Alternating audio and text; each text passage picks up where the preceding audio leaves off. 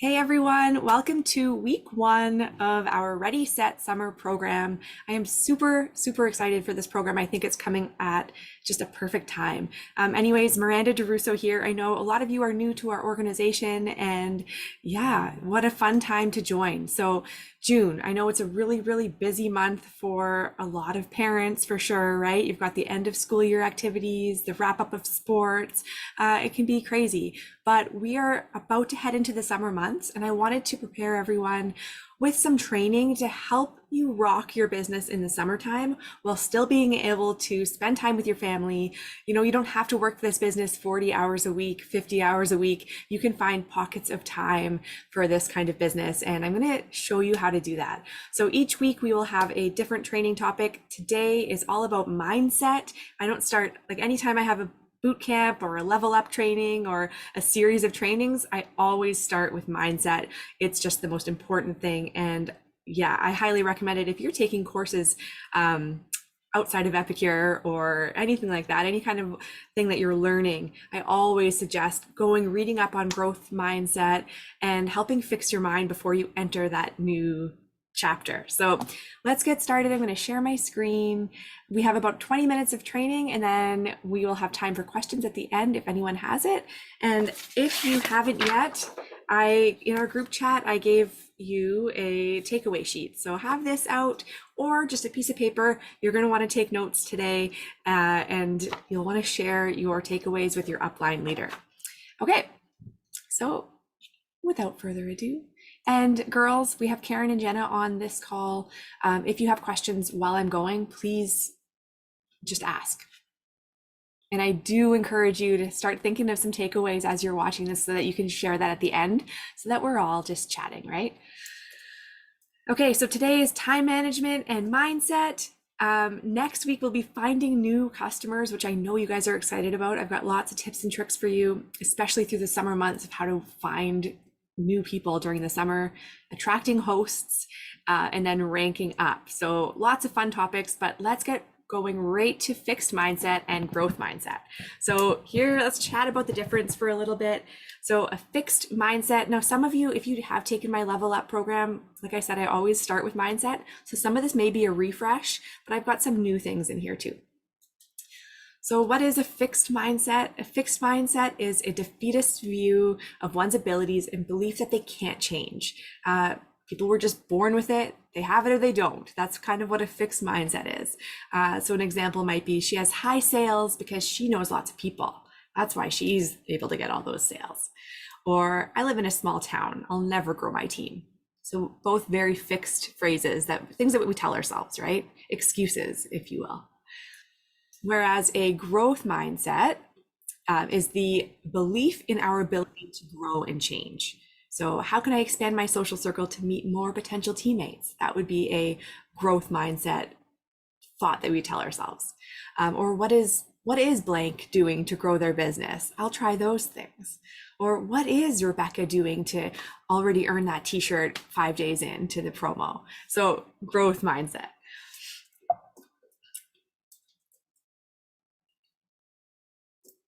All right, so a fixed mindset is a permanent mindset, although don't think that if you have a fixed mindset that you'll never have a growth mindset. Train yourself and just identify when you find yourself having that fixed mindset moment. So like I said, someone with a fixed mindset would think that they are born with certain abilities or talents, or people are just born with it. Those NHL superstars, they didn't have to practice to get where they are. They were just born with it. So they avoid challenges to prevent failure. You probably see this if you have children. I see this with my kids. They will be too shy to join a new sport because they don't want people to see them fail. That's a fixed mindset. So training and teaching my kids is like something that I try to do every single day. As soon as I walk up my stairs, right by my front door, I have a poster. It's like super tacky. I don't care though. It's a poster that's taped right by my front door for my kids to read it every single day. And they don't, but I'm sure sometimes they do, about the difference between fixed mindset and growth mindset, because I want them to go out into the world with that growth mindset. So I'm sure you guys are reading the screen. I don't need to read all of these bullet points. I just want you to kind of get the point of what a fixed mindset is and what a growth mindset is. So that growth mindset, there's room for growth and change. You believe that you can change. You believe that in like the abilities and intelligence can be developed. All right.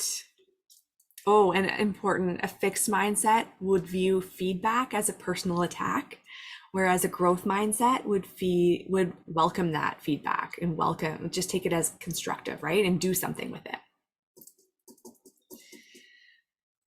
Okay, so let's look at the flip side. So someone with a fixed mindset would say, I am bad at painting. Someone else with a growth mindset would say, I can learn how to paint if I practice a little bit every day.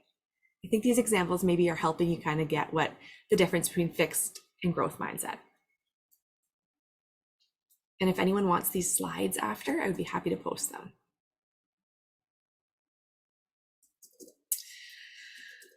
All right, ways to help with growth mindset. So every day when you wake up, start the day with a positive phrase. One thing I like to think of in the morning is, who can I help today? What busy mom or dad can I help today? Who can I help to put healthy meals on their table? Who can I help today? There's got to be somebody out there who is looking for extra income and I can help them. Something positive. You want to focus on those good thoughts and rid yourself of the negative thoughts. So be hyper focused of your own thoughts. Try to identify when you're thinking something, is that a growth mindset or is that a fixed mindset? And I think it's funny because once you start hyper focusing on those thoughts, you also notice other people. You'll notice your best friend has like the most fixed mindset and something you had never thought about before, or your spouse or your kids. It's really neat once you start looking and thinking, you can kind of tell with people where their mindset is at. Be willing to make changes. That's the one thing that if you're not willing to make changes, like you can't come and say, okay, I want to grow my business, but then not be willing to make those changes where you need to, not being able to identify, what could I do differently? Because there's always something we can do different, something new we can try. You've got to be thinking that way. And I mean, we've got 3 ladies on this call right now who are on this meeting. I think that is amazing. We have a lot who will watch this recording because I know that they have that growth mindset. They want to do better with their business and they want to learn some new things. So be coachable and attend meetings. All right, and finally, this is where you are going to need to write some things down. Just remember that your brain, where your mind is, your brain is a muscle and muscles can be trained. You may have been in a fixed mindset state for a couple of years now, maybe since COVID. Maybe you've hit kind of a brick wall or you're in a bit of a funk or a depression. And our minds take us back to that fixed mindset, but that can be, you can train yourself taking these little steps all the time, thinking about it, hyper focusing on your thoughts, not like hyper focusing, but just focusing on your thoughts. You can train your brain to have that growth mindset. So I want you, and take some time after this call, these are short calls. I want you to think about 3 habits that you would like to work on, whether it's professionally, spiritually, in your personal life. However, it doesn't all just have to be about Epicure, but 3 healthy habits that you would like to work on. Maybe it's about meeting new people, talking about the business when you're out and about, exercising daily, eating right. What are 3 daily habits that you want to work on? I want you to write them down and keep this takeaway sheet throughout the 4 weeks, because those healthy habits, you want to focus on that. You want to reflect every week on those daily habits that you've wanted to work on, and ask yourself at the end of a couple of days, okay, what have I done to help me with those daily habits that I'm trying to do? Think about how you're going to accomplish it. All right. So that was a little bit about mindset. You can, if you are interested in learning more or doing more extensive training with yourself, there is so much on the internet about growth mindset. Amazing YouTube videos that'll inspire you. Definitely take some time and go down those rabbit holes because it's pretty neat. I just touched very loosely on it. But let's jump into time management. But first, Karen, Jenna, Rebecca, do you have any questions on mindset, or are we good? Good. I think you guys are just listening to the call, eh? It's all good. Okay. Time management. Okay. So this is something that's super important to look at right before, at any period of your life, if your schedule is about to change. And I know a lot of people's schedules are about to change. My 3 children are going to be home in a few weeks, every single day this summer, and I work full time from home. So that can be a challenge. So things that I've done personally over the past, well, I've been working full time with Epicure for 6 years now. Things that I've done in the summertime to help me is just wake up early. I get up earlier than the kids do, put in 1 to 2 hours in my office before they even get up. And actually, I have a daily activity sheet. It's already printed, ready for the summer, and my kids are cringing. But it is a sheet that they have to do everything on that list before they get any screen time.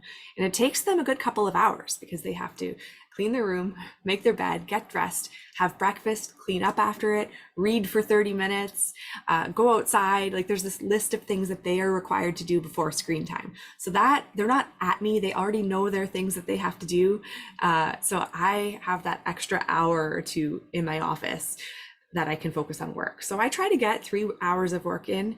That way I have the whole rest of the day with my kids. And I love that. We get to, like you'll see pictures of my lifestyle in the summertime. We go camping a lot, we go fishing, we travel.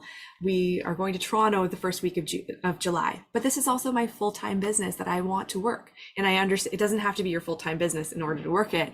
But if you can find those pockets of time, definitely. And I'm going to help you with that today, with strategizing with how to do that.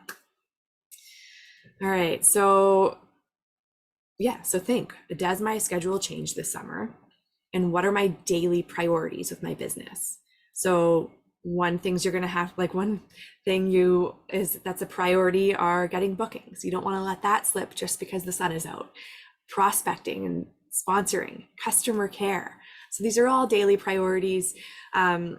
Social media is on there, right? Like posting to social media. There are lots, but those are the priorities. So time blocking. So once you have your priorities, you know what you want to do, you want to time block. So we've got morning, afternoon, evening.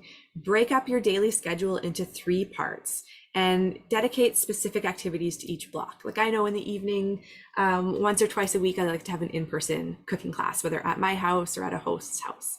I know in the morning, Monday mornings, you guys see me post the recognition every Monday. That's one thing that I time block. I know 7 or 8 a.m. every Monday I go and I do that. So let's take 3 minutes now. And if you're watching the recording, you can just press pause or keep it going, whatever. But take 3 minutes and ask yourself, which part of the day do I have the most time to work my business? And we're not talking, you don't need to be in your office for a full hour. If you have 20 minutes or you have half an hour, when do you have those pockets of time? Try to think about that, write them down. And what is my biggest time management challenge? Write that down too, whether it's on your takeaway sheet or just a piece of paper. It's going to get silent in here while you guys are writing.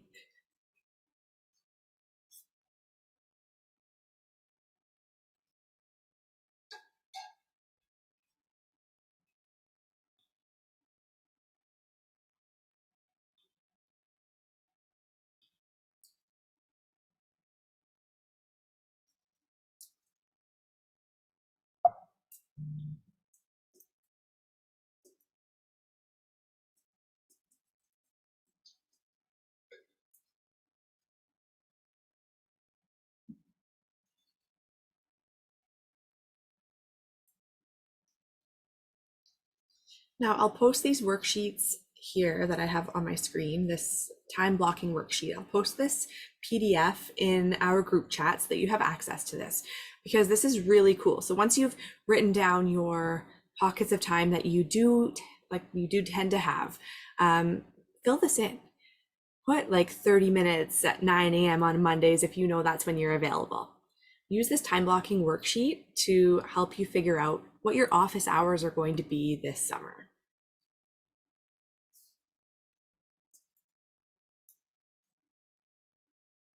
In this tool here, this is a time management tool, something that I'll also give you the PDF to if you'd like this. This really, really will help you prioritize. So if you write a list, a to-do list down of things you need to do or things you're wanting to do, contact 5 new people, get 3 bookings for June, things like that, right? Write them all down and then you can prioritize those to things you want to do today, things you want to do this week, and things you want to do sometime in the near future. And every day this list will change. And you get to cross them off. That's the fun part. I love writing to-do lists and then crossing them off. Something, maybe it's my ADHD brain, it helps me, gets me motivated to cross more things off. So if you cross all of your today things off and it's still today and you're still in your scheduled time blocked period, right? Then go on and add more things from this week. And that way tomorrow your to-do list has gotten shorter, right? You're always actively working on it and it just helps you time manage for sure. So yeah, these tools are going to help. I think these are actually found under the leaders tab. So I'm giving you some leaders documents, which are, yeah, I know. Don't tell Cassandra. I'm just kidding. But yeah, so I'm going to give you these to work on. So a lot of these trainings, these 4-week trainings are going to be short because it's the homework, right? It's working on yourself that and just getting into that mindset of, okay, I'm going to do this. So do you guys have any questions at all? Anything you want to share? I have a very general question, if I may. Sure. One of my orders that I put in says pending. It doesn't say processing. It doesn't say shipped. It says pending. Yeah, I'm very nervous. don't be nervous. Like half of mine will say pending, and I don't know if there's a product they're just wanting to make sure is in stock. It won't be in pending for very long before it goes to processing. You'll be good. Okay, because it's my big order. I was doing my first vendor shows and I've basically run out of product, Oh. which is not a bad problem to have. But all of a sudden I'm like, oh my God, I've got nothing. Oh I've no. got like 3 pizzas, a 1-pot pasta, and 5 lemon dillies. I'm like, oh my God, what am I going to do with it? When's your vendor So show? I have one every weekend. Oh, wow. That's cool. You're busy, busy. Yeah. I'm just a loudmouth who gets myself invited places. I love it. I see why. Um, but hi.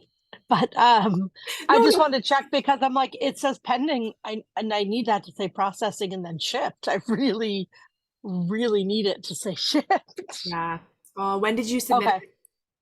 Like 2 days ago. Okay. And on a weekend. It could have even said Yeah. pending because it was the weekend. So Okay. don't worry. And what I meant by I could see that is I could see why people want to invite you places, Aw, you're not very sweet. not Thank the you. loudmouth part, because I don't think you are a loudmouth. Yeah, sorry. I'm a my other job, but No I worries. just wanted to ask that one because I'm like, oh my God, like if I don't have something soon, I'm gonna have to add decorative elements to my table to make it look less sparse. No, I'm confident you'll have it. All right. Thank you. Sorry, just wanted to ask that one Yeah. because No, it's all good. I'm trying to do it. Yeah. No worries.